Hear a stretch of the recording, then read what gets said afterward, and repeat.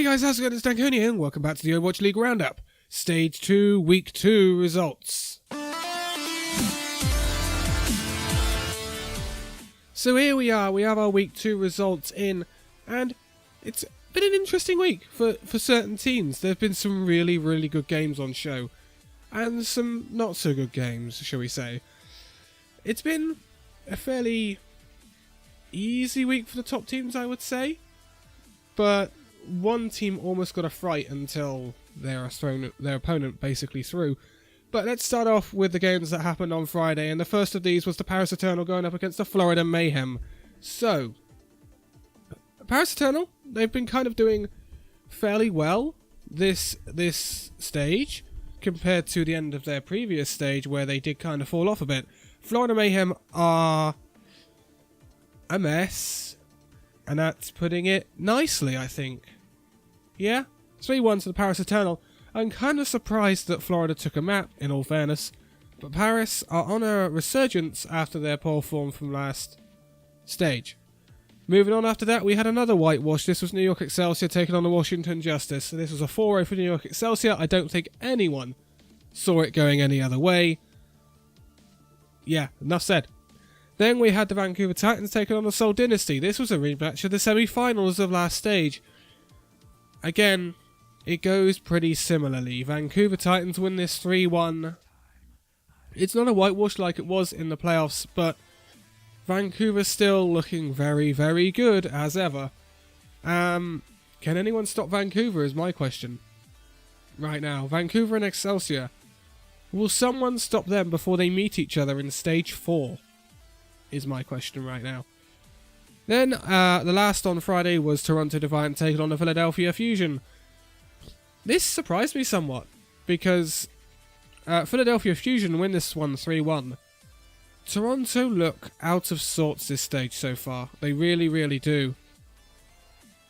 And they made some interesting roster choices in the later game as well.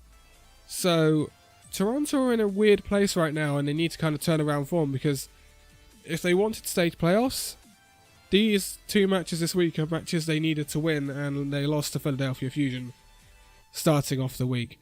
Then we had, on the Saturday, LA Valiant in action against the Atlanta Reign.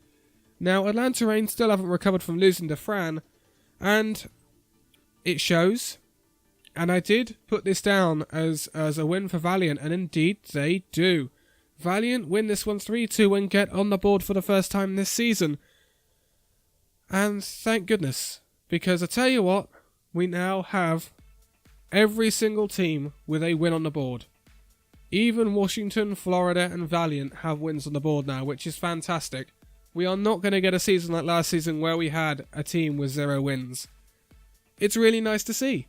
It's really nice to see. Not only has every org won, but everyone has won this season as well.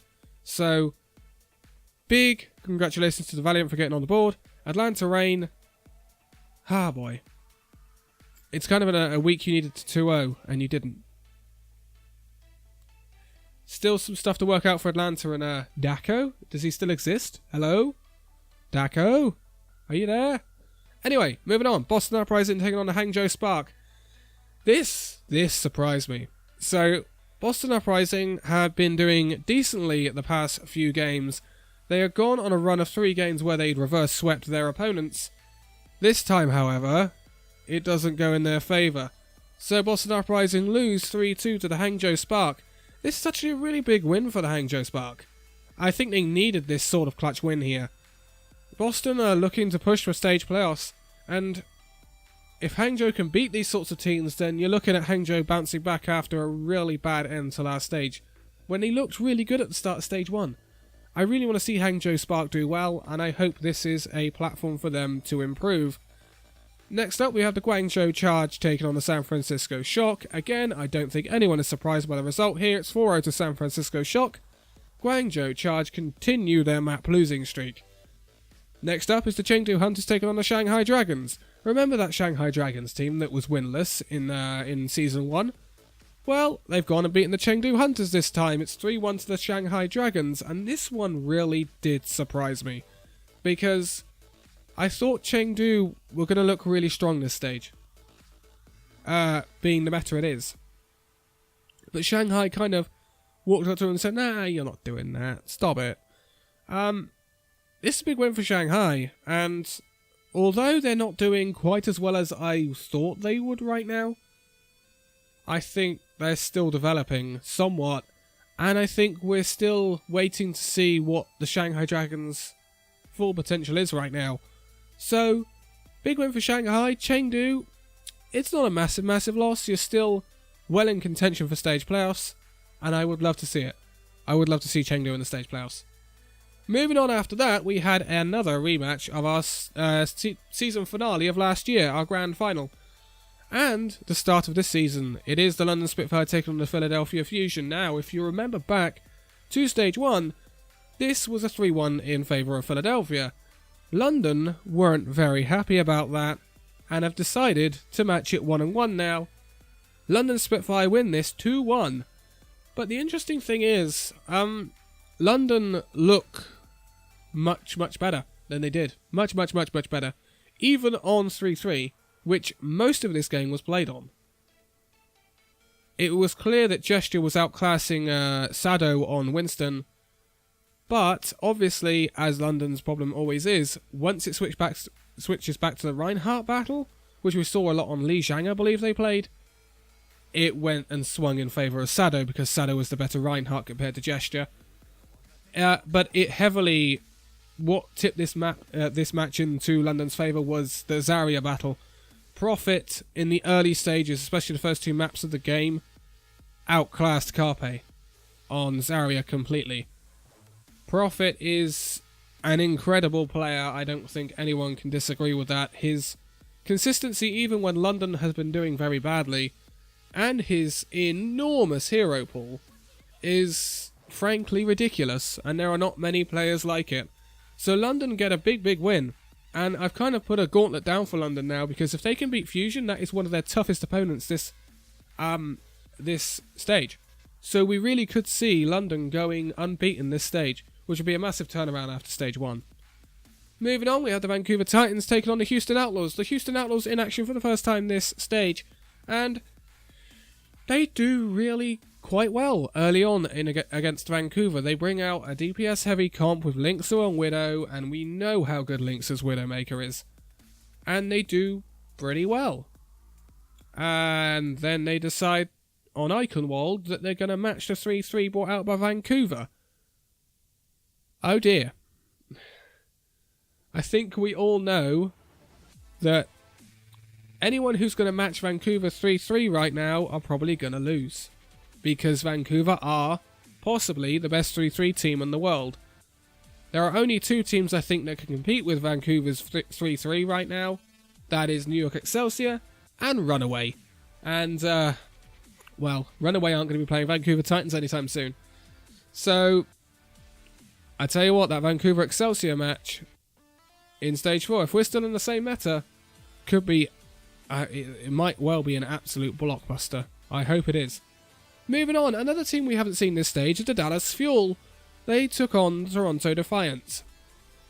Dallas Fuel signed Note in the off stage, but the week between stage 1 and 2. And I tell you what, I think that's going to pay real big dividends for Dallas Fuel, you know. And Boston look decent, even though they've lost Note as well and moved in RCK. But this was a 4-0 for Dallas Fuel over the Toronto Defiant. Now, to be quite honest, Toronto are offbeat right now, but I wouldn't have expected them to get whitewashed by Dallas Fuel. Big props to the Dallas Fuel right now. They look good, and I mean they look good, right? They're playing different. They look decent on the 3-3. They can play the DPS heavy comps. They can play Bastion. Good old Zachary on the Bastion. We've seen Notes Orisa. We've seen Notes Hanzo. We've seen Notes Tracer. So it also proves that the Boston Uprising locked Note to that diva role, but he can flex, believe it or not, to other heroes. So, promising times for Dallas Fuel. I mean, I've been saying this all season, but it really is promising for Dallas Fuel, and I think they have a good chance of playoffs this stage. I'd love to see it, because I'd love to see what used to be Envious back where they used to be. Toronto Defiant with a lot of work to do. It's been a really bad week for that team, though. Toronto need to bounce back next week. Moving on after that, we had the LA Gladiators in action against the Guangzhou Charge. Oh, what a surprise. This is a 4-0 for Gladiators. Guangzhou Charge still can't win a map right now. Oh dear. It's a difficult time to be a Guangzhou fan, that's for sure. I'm not sure where their win's going to come from right now, this stage. They've got maximum maps lost. They haven't won a map at this stage, as far as I'm aware. Yeah, oh dear. Next up, the Dallas Fuel again against the Paris Eternal. This was a sort of grudge match, an old rogue grudge match. If you're familiar with EU before the Overwatch League, the EU Overwatch scene, you would know a team called Rogue, a French team. Used to have Soon on it, AKM, a few others, Unco.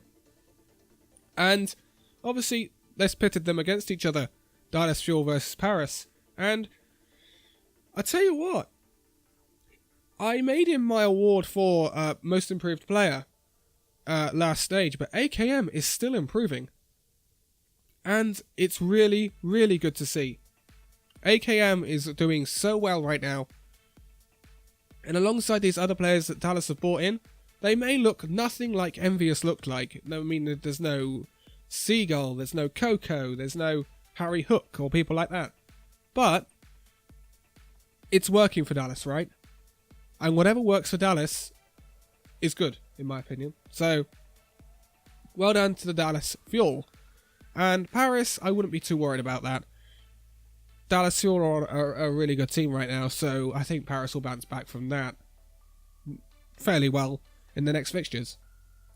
Next up was probably billed one of the worst games of the week, to be quite honest, and that is Atlanta Reign taking on the Washington Justice. I actually picked Washington to win this on Twitter before the match. Yeah, I regret that now. Atlanta Reign win this one 3-1. And I don't think there's anyone that can carry Washington Justice right now, not even Corey. So, Washington.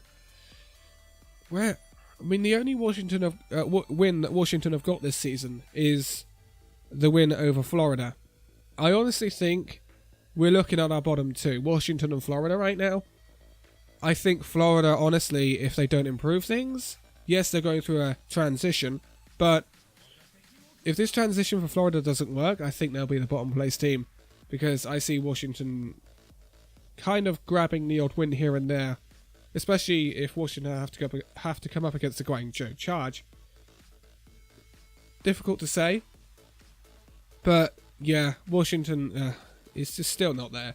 You've got two ex-NYXL players in Yanis and Ark, and you're still not there. I don't know. Moving on after that, we had the New York Excelsior in action again. Possibly the easiest week New York Excelsior could have had. Their second game is against Florida after they beat the Washington Justice 4-0. They then beat the Florida Mayhem 4-0. I don't think there's any surprises here. I think any of the teams would give anything to have a week where they play two games against the Washington Justice in Florida.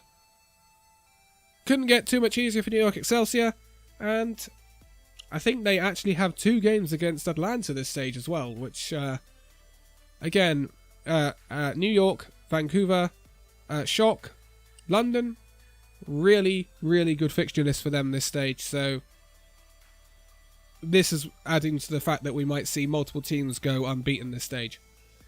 Doesn't always mean a lot because of who they played, but we should see that change in stage 3 and 4, because then you'll see some big boys play each other.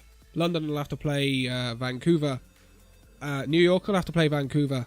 London will have to play New York. Shock will probably have to play New York at some point. So, yeah, it should get really interesting in the next two stages after this. And then, to round it off, we had the LA Derby. It's Los Angeles Valiant taking on the Gladiators. I said this before the match, and I stick by it. Again, Valiant are improving. They're just not quite good enough to beat the Gladiators right now, and that indeed did show itself.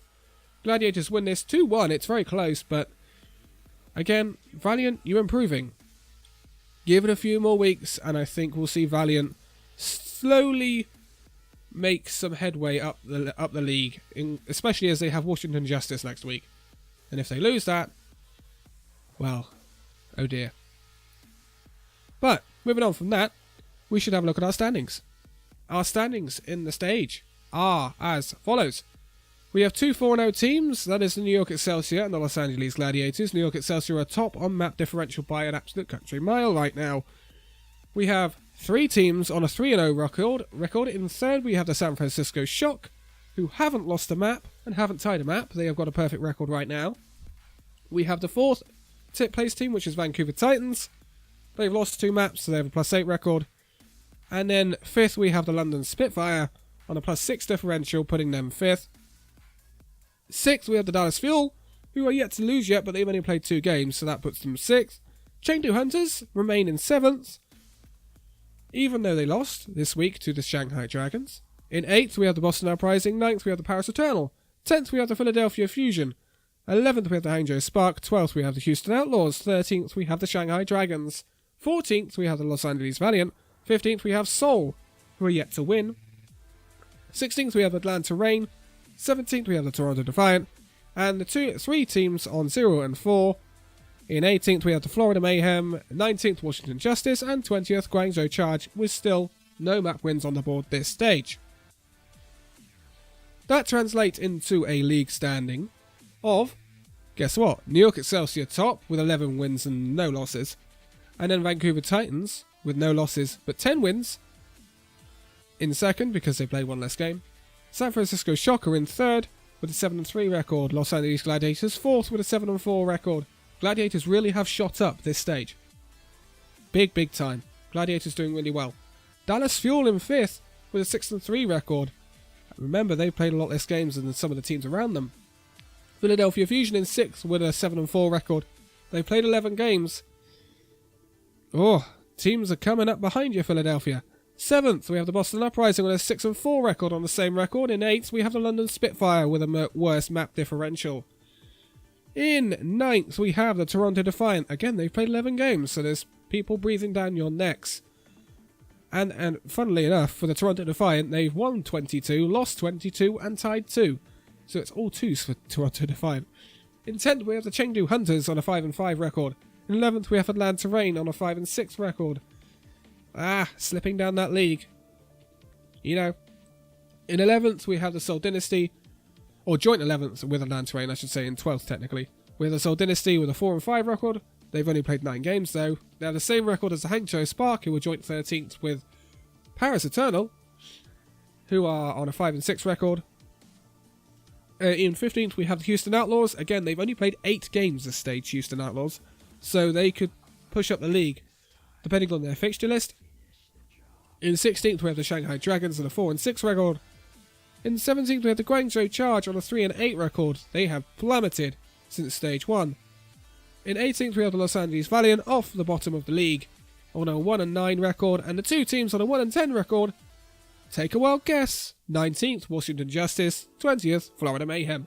So, that is your Stage 2 Week 2. Stage 2 Week 3 will be coming up very soon. We will do a preview for that. And, believe it or not, we are actually getting past the halfway point of this stage. Going pretty quickly, and we'll get some really juicy games in the next 2 stages, as I've mentioned before. So, for now, also, we do have the All-Star Weekend between Stage 2 and 3 this year round, so a lot of All-Star games, and there are All-Star players to be voted for. I believe DeFran is still on that list, so if he comes back to Al just to do All-Star, that would be quite fun. I'd like to see that happen, and I don't see why it couldn't happen either. But for now, thank you guys so much for watching this video. If you liked it, give it a like, subscribe if you're new, and I'll see you in the next video. See you then!